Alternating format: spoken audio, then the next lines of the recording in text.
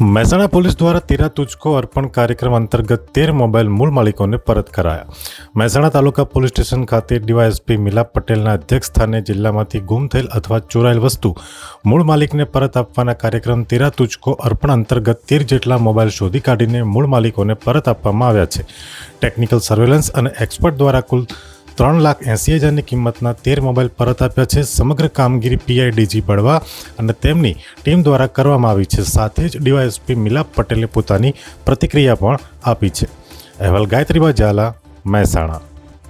ગુજરાત રાજ્ય ગૃહ વિભાગ તરફથી અને સરકાર તરફથી જે સૂચનાઓ આપવામાં આવી છે તે અનુસાર આપણે દર મહિનાની અંદર પોલીસ સ્ટેશન વાઇઝ એક તેરા તુજકો અર્પણ કાર્યક્રમ કરીએ છીએ અને જે પોલીસ સ્ટેશનની અંદર મોબાઈલ ફોન છે, બીજો કોઈ કિંમતી સામાન છે કે જે ગુનાના કામે પકડાયો છે અને પોલીસે એ રિકવર કર્યો છે અને એના મૂળ માલિકોને આપણે પરત આપવાનો છે। તો એના માટે થઈ અને આ જે ઇનિશિયેટિવ છે તેના હેઠળ આપણે કામગીરી કરતા હોઈએ છીએ।